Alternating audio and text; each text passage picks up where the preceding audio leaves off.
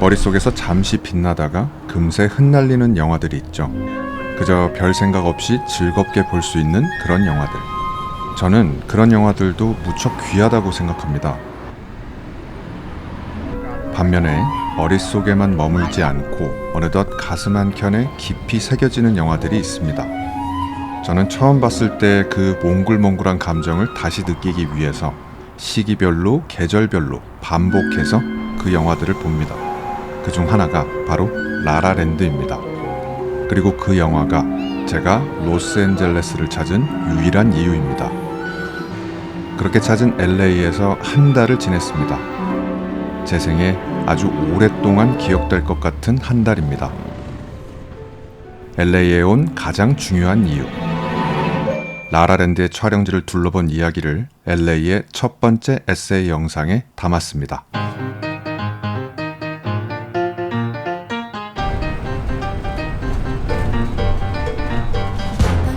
영화의 첫 장면, 바로 이 도로 위에서 지금 흐르는 이 음악과 함께 수십 명의 배우들이 만드는 군무가 펼쳐져요. 라라랜드를 처음 봤을 때 저는 이 씬을 견뎌야만 했습니다.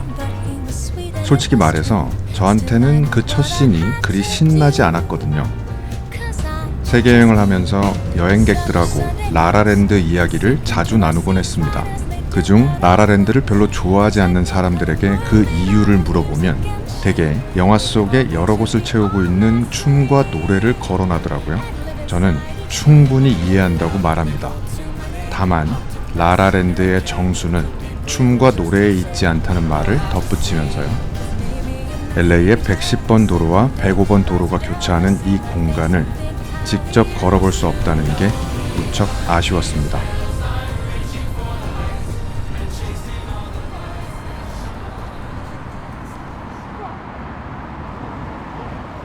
여주인공인 미아는 배우 지망생입니다. 배우 지망생은 알바를 하는 틈틈이 오디션을 보는 게 일상이죠. 그리고 오디션에 떨어지는 것도요. 또 한 번 오디션에 실패하고 친구들과 파티에 갔다가 차를 견인당한 후에 이 밤거리를 걷습니다. 그리고 이 골목에서 운명처럼 피아노 선율을 마주하게 됩니다. 만약 저에게 영화의 사운드 트랙 중 단 한 곡만 꼽으라고 한다면 저는 주저하지 않고 이 음악을 꼽고 싶어요. 영화를 한 30번 정도 봤다면 이 음악은 3000번 정도 들은 것 같습니다. 영화를 처음 봤을 땐 그저 아름다운 선율이라고만 생각했는데 영화 속 모든 내용을 다 알고 있는 지금의 저는 이제 이 선율만 들으면 곧바로 슬픔이 차오릅니다. 슬프도록 아름답다는 감정을 음악으로 만든 느낌이 들어요.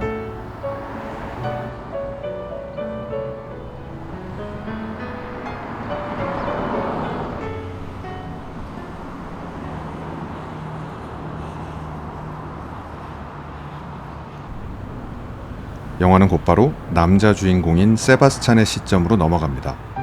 그는 정통 재즈 뮤지션입니다.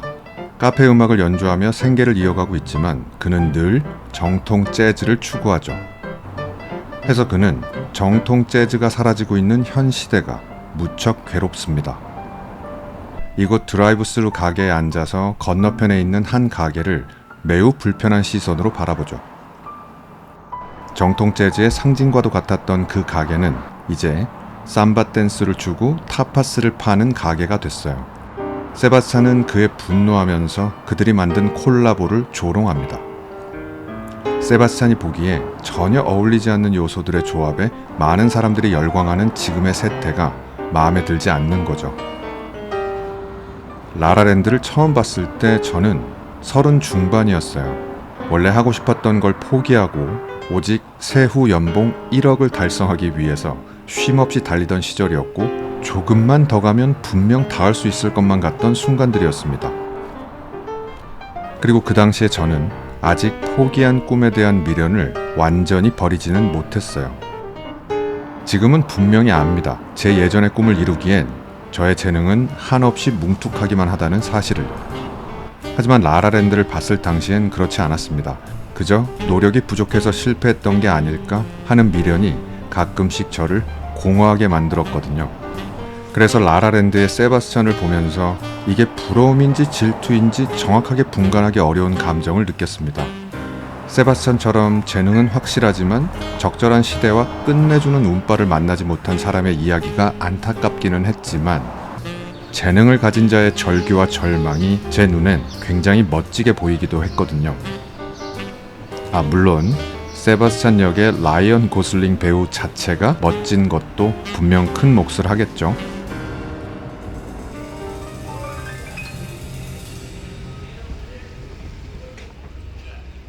둘은 미아가 일하는 이곳 카페에서 다시 만납니다.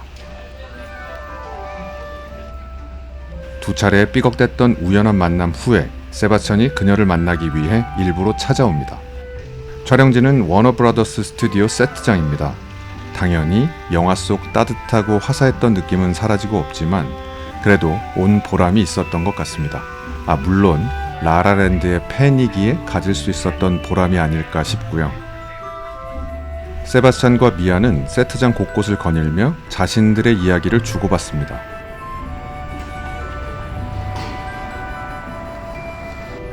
소위 썸을 타는 단계에서 대부분의 사람들이 거치는 과정이죠. 특히 남자는 온갖 수사를 동원해서 여자에게 찬사를 보냅니다. 보통의 남성분이라면 거의 모두가 알만한, 반드시 취해야만 하는 전략이죠. 그러는 중 미아의 다음의 한마디가 잔잔하게 흐르던 썸의 물결에 파장을 일으킵니다.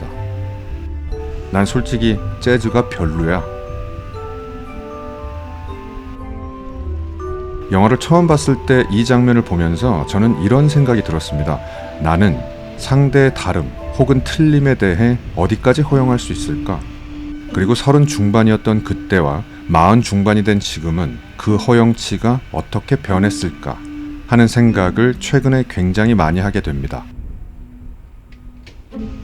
사랑의 힘은 때로는 누군가의 신념을 꺾어놓기도 하잖아요. 정통 재즈를 부정하는 상대와는 말도 섞기 싫어할 것 같은 세바스찬이 미아에게는 외면 대신에 설득을 선택한 것처럼요. 여러분은 어떠실지 궁금합니다.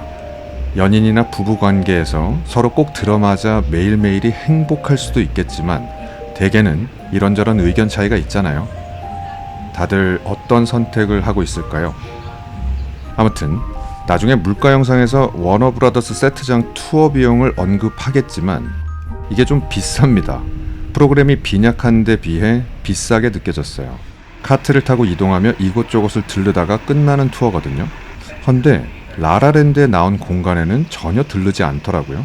해서 저는 가이드에게 혹시 혼자 둘러봐도 되겠냐고 물어봤죠. 가이드는 되긴 하는데 왜 굳이 라는 식으로 답변을 하더라고요. 아마 저 같은 사람이 거의 없는 듯 보였습니다. 그나저나 왜 어떤 사람들은 상대의 취향에 자꾸만 등급을 매기려고 하는 걸까요? 속으로만 매기면 되지 왜 굳이 그걸 표정과 말로 드러내는 걸까요? 그러면 본인의 취향이나 가치가 올라간다고 여기는 걸까요? 라고 질문하며 따지고 싶은데 솔직히 고백하자면 제가 늘 그랬습니다. 그 당시엔 왜 그렇게 행동하는지 스스로에게 물은 적이 없었는데 이후 그에 대해 수차례 자문한 끝에 내린 잠정적 결론은 누군가의 취향이나 기호를 무시하고 깎아내리면 제가 빛날 거라고 착각했던 것 같습니다. 심지어 제가 사귀었던 여자친구들에게도 저는 그런 태도를 취했던 것 같아요. 그러면 제가 더 멋져 보일 거라고 생각하면서요. 지금 생각하면 너무 창피합니다. 이불을 걷어찬 적이 한두 번이 아니에요. 그럼에도 저는 과거에 저 같은 사람들을 만나면 기분이 참 나쁩니다. 이기적인 모순 덩어리죠.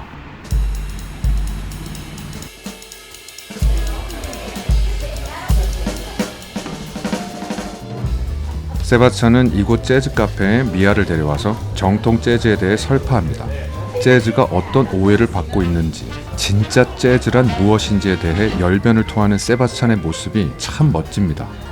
그는 재즈의 죽음에 대해 말하고 있는데 역설적으로 미아는 그에게서 생기를 느껴요. 그러한 감정들이 그걸 들어주는 미아의 눈빛을 통해 정확하게 관객에게 전달되는 것 같습니다. 제가 무척 좋아하는 장면이고 눈빛입니다. 개인적으로 저는 엠마 스톤이 예쁘다고 생각한 적이 없었거든요.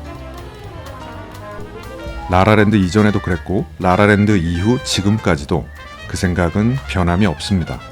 하지만 엠마 스톤의 필모그래피를 통틀어 유일하게 예뻐 보였던 작품이 바로 라라랜드입니다. 모든 장면에서 예뻤지만 특히 이 카페에서 사랑을 가득 담은 채 세바스찬을 가만히 바라보던 모습은 정말 예뻐 보였어요. 개인적으로 30 초반에 제 연애가 끝난 터라 저는 소위 어른의 연애에 대해 잘 모른다고 해야 맞지 않을까 싶습니다. 본래 자신이 바라던 꿈과 목표를 이루었는지 여부와는 관계없이 각자 커리어를 쌓아나가며 대강의 결과치를 어느 정도 가늠할 수 있는 상태에서 연애를 하고 결혼을 하는 게 실제로 어떤 느낌일지 굉장히 궁금합니다. 어른들의 연애, 그러니까 대강 서로의 직업과 연봉과 경제 상황을 어느 정도 알고 있는 사람들끼리도 세바스찬처럼 말하고 미아처럼 들어주고 바라봐 줄 수 있을까요? 아마도 30이 넘은 사람이 영화 라라랜드를 보고 마음이 싱숭생숭했다면 다시는 만나기 어려운 그 순간을 아주 잠시나마 그리워했기 때문은 아닐까 싶습니다. 재즈 카페에서 둘은 조만간 극장에서 함께 영화를 볼 것을 약속하고 카페를 나옵니다. 그리고 세바스찬은 이곳 허모사 비치에서 노래를 불러요.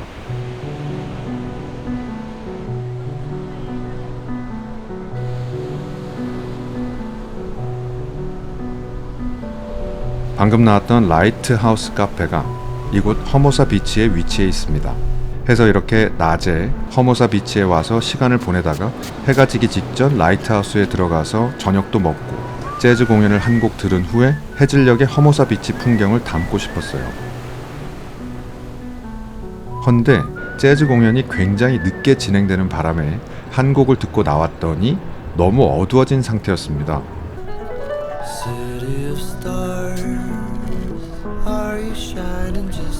해가 떨어지기 전에 왔어야 이 지글지글대는 노이즈 없이 풍경을 담아낼 수 있었을 텐데 지금까지도 무척 아쉽습니다.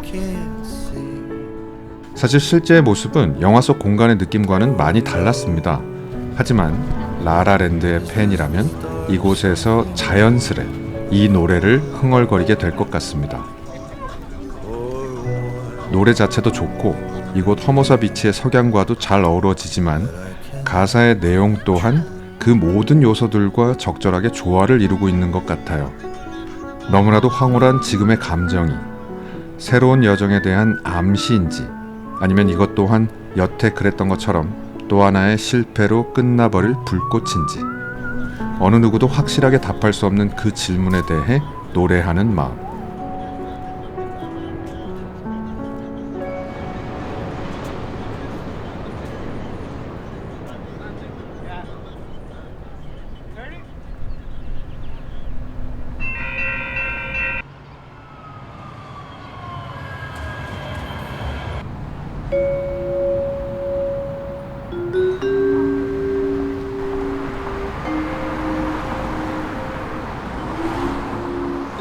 리알토 극장입니다.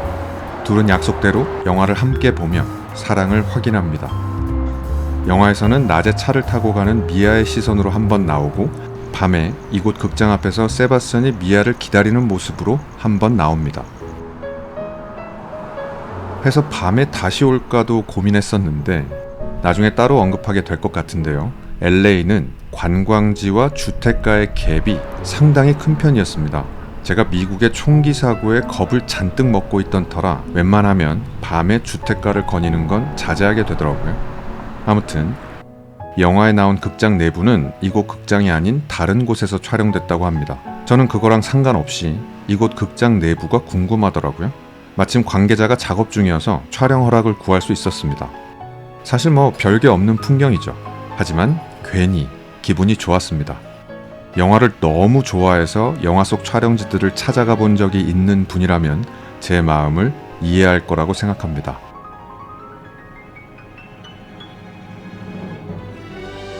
두 사람은 극장 안에서 키스를 하려는 순간 갑자기 화면이 멈추고 환한 조명이 켜집니다. 마치 영화가 끝났을 때처럼요. 하지만 두 사람은 멈출 수 없겠죠. 다들 이 마음 아시잖아요. 두 사람은 그리피스 천문대로 향합니다.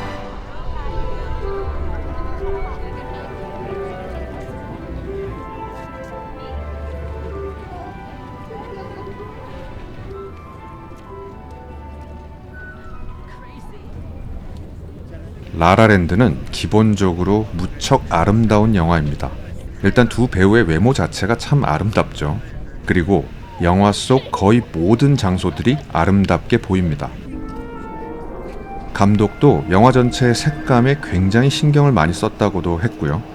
실제로 LA에 와서 촬영지들을 둘러보면 영화가 실제 장소들을 얼마나 아름답게 담았는지 느끼게 되실 겁니다. 이게 실제로는 별로였다라고 말하는 게 아니라 실제 풍경을 실제보다 더 아름답게 채색했다는 의미예요. 제가 영상을 만들 때 목표로 삼고 있는 점입니다. 현실보다는 조금 더 아름답게 담았으면 늘 그렇게 바라고 있는 중입니다. 그리피스 천문대는 실제로도 근사한 풍경을 지닌 곳이었어요. 영화에서는 2번 나옵니다. 두 사람의 사랑이 시작될 때, 그리고 두 사람의 여정이 끝나는 순간에. 가끔 뮤지컬은 손발이 오그라들어서 못 보겠다는 분들을 만날 때가 있거든요. 저는 늘 당신의 마음에 공감한다고 말하는 편입니다. 그냥 고민이 있으면 고민하면 되지, 갑자기 망설이는 몸짓을 하면서 노래를 부른다는 게 좀 어색하긴 하죠. 근데 제 개인적으로는 사랑이 시작될 때의 그 설레임, 그리고 사랑이 깊어질 때의 그 행복감을 표현하는 데에는 뮤지컬의 방식이 최상의 선택이라는 생각이 들어요. 영화 속 세바스찬과 미아가 이곳 그리피스 천문대에 찾아와 함께 춤을 추는 장면은 사랑에 빠지는 순간을 가장 탁월하게 표현했다는 느낌이 들거든요. 상대와 처음 손을 맞잡았을 때, 비록 찰나에 불과하지만 동시에 가장 강력하게 온 세상이 아름답게 보이기 시작하잖아요. 그 감정을 표현하는 데 있어서 춤과 음악이야말로 정말이지 찰떡이 아닌가 싶습니다. 꼭 춤을 빼어나게 추지 않더라도 두 배우의 느낌이 충만하다면 다 괜찮은 것 같습니다.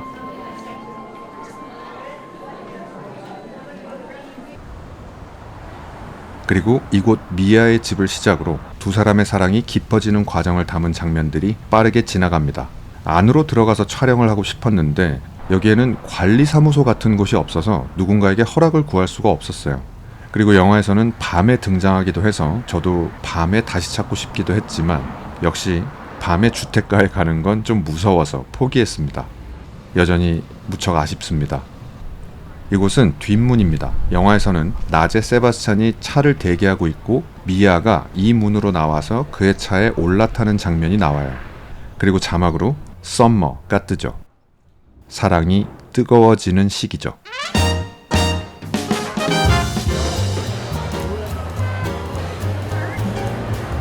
LA의 다운타운에 위치한 그랜드 센트럴 마켓입니다. 딱 한 컷이 나오는데요. 바로 이 가게입니다.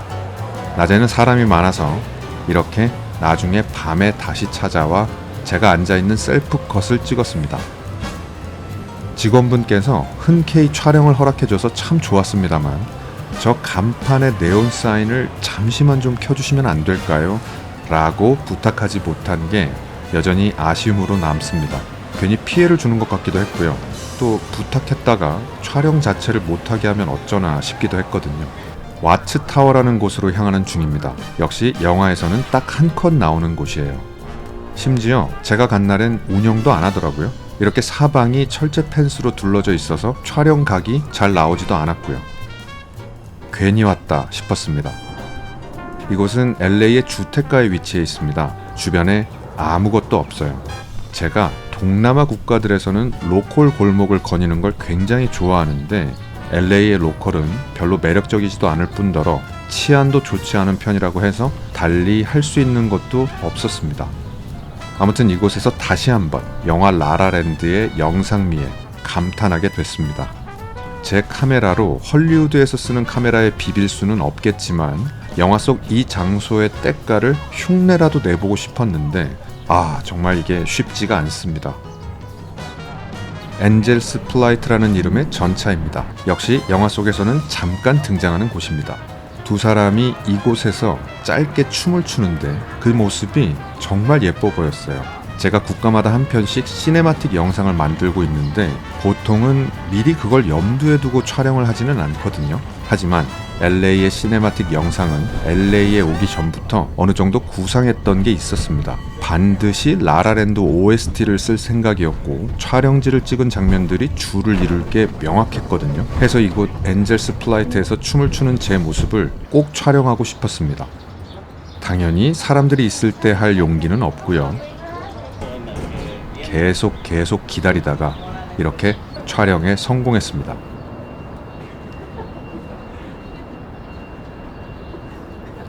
여러분, 춤 실력이 중요한 건 아니겠죠?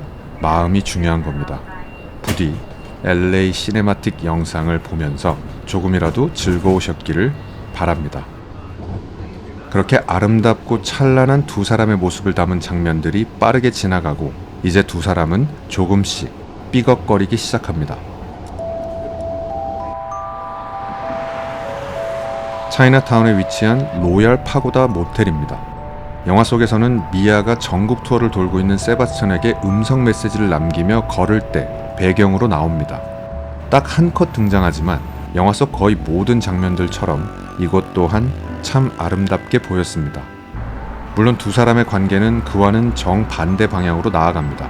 오해가 너무 많이 쌓였지만 떨어져 지내는 시간이 길어진 탓에 미처 풀지도 못했고요. 결국 헤어지게 되죠. 꽤 오랜 기간 홀로 지내던 어느 날 세바스찬은 전화를 한 통 받습니다. 전화를 건 상대는 배우의 꿈을 포기하고 고향에 내려가 있는 미아에게 배우 오디션을 제안해요. 세바스찬은 곧장 미아의 고향으로 찾아가 그녀를 데리고 오디션장으로 향합니다. 오디션이 끝난 후 둘은 그들의 사랑이 시작되었던 곳 그리피스 천문대를 찾습니다.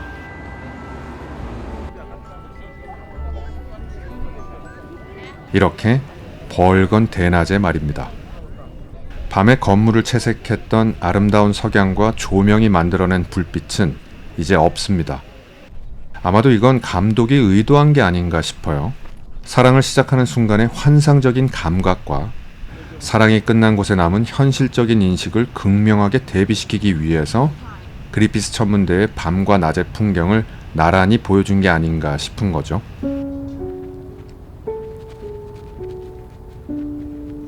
각자 해석을 달리할 수는 있겠지만 영화는 분명히 성숙한 사랑을 보여줍니다. 이곳에서 둘은 서로에게 이런 말을 건넵니다.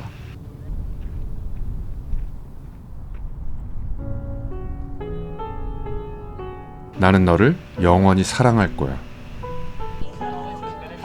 헤어짐을 앞두고 주고받는 그 대사는 모순이 아니라 성숙함의 절정을 보여줘요. 당신으로 인해 행복했고 당신으로 인해 내 꿈을 지킬 수 있었기 때문에 그 나날들을 함께했던 당신, 지금 이 순간이 오기까지 늘 함께했던 당신을 영원히 존중하고 사랑하겠다는 마음. 솔직히 저는 단 한 번도 가져보지 못했던 마음인 것 같습니다. 심지어 몇몇 친구들을 떠올리면서 불운을 바라기도 했어요. 나와 헤어진 걸 두고두고 후회했으면 하고 바라곤 했습니다. 다만 라라랜드를 볼 때마다 아주 조금씩 마음이 달라져요. 성숙한 상태까지 가지는 못하더라도 찌질한 구덩이로 들어가지는 말자고 매번 다짐하게 됩니다. 그리고 또 하나 다짐하게 되는 것도 있습니다. 스모크하우스라는 레스토랑입니다. 세바스찬이 생계를 위해 피아노 연주를 하던 곳입니다. 실제로 피아노는 없었습니다. 이 당시에는 몰랐는데 이후 영화를 다시 보니까 제가 앉았던 자리가 피아노가 있던 자리더라고요. 영화와는 느낌이 달랐지만 다른 모든 곳에서처럼 저는 이곳에서 기분이 참 좋았습니다. 영화상에서 이곳은 두 사람이 처음 마주치는 곳입니다. 미아가 차를 견인당한 후 밤거리를 걷다가 운명처럼 마주한 피아노 선율이 바로 이곳에서 세바스찬이 연주하는 곡이거든요. 미아가 자신의 벅찬 감정을 전하려는데 세바스찬은 그녀를 획 하고 지나쳐 버립니다. 그렇게 이야기가 시작되고 둘은 사랑을 하다 헤어지고 각자의 삶을 살다 우연히 다시 마주칩니다. 그리고 자신의 벅찬 감정을 전하려는 미아의 모습, 영화 초반의 그 장면이 영화의 마지막에 다시 한번 등장합니다. 세바스찬은 이번엔 획 하고 지나가지 않고 그녀에게 키스를 합니다. 환상이 시작되는 순간이죠. 만약에 우리가 헤어지지 않았다면, 서로의 꿈을 이루고도 여전히 함께하고 있다면 어땠을까 하는 환상이 영화의 마지막을 가득 채웁니다.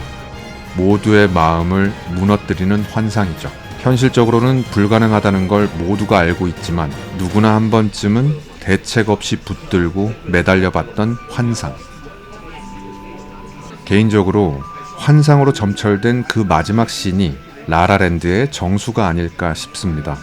라라랜드를 싫어하는 이유는 제각각이겠지만 라라랜드를 좋아하는 사람이라면 모두가 공감하는 부분이 아닐까 싶습니다. 다시 대낮의 그리피스 천문대입니다. 제가 살고 있는 보잘것없는 현실이죠. 현재 자신의 현실에 충분히 만족하는 사람이라면 라라랜드의 마지막 장면을 보면서 저처럼 먹먹해지지는 않을 것 같습니다.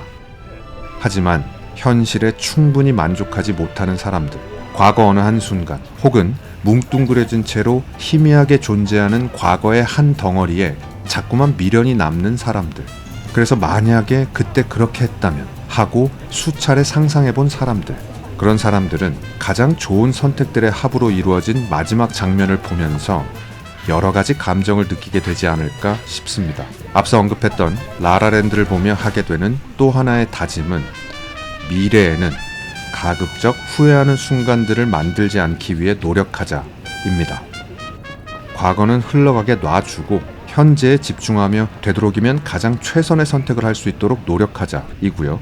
헌데 그게 더럽게 안 됩니다.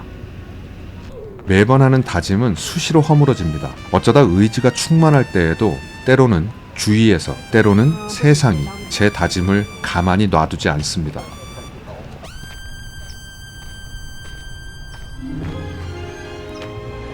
더구나 우리는 모두 알고 있습니다. 우리가 하는 선택들과 그로 인한 결과들이 언제나 똑 떨어지는 인과관계를 가지지는 않는다는 걸 말이죠. 영화 속 세바스찬은 미아를 위해 자신의 꿈을 포기합니다. 하지만 미아는 꿈을 포기한 세바스찬에게 실망하죠. 그 이후 꿈을 포기한 미아를 세바스찬이 거의 반강제로 끌어올립니다. 그 덕분에 미아는 꿈을 이루게 되죠. 세바스찬 또한 미아의 충고로 마음을 다잡고 결국 자신의 꿈을 이루게 되고요. 하지만 꿈을 이룬 그 자리에 서로의 존재는 사라지고 없습니다. 두 사람의 이야기를 글과 말로 옮기다 보니 어쩔 수 없이 그 모든 일들이 마치 원인과 결과의 법칙에 딱 들어맞는 것처럼 보이지만 우리는 사실 다 알고 있습니다. 어쩌다 보니 그렇게 됐다는 걸 말이죠.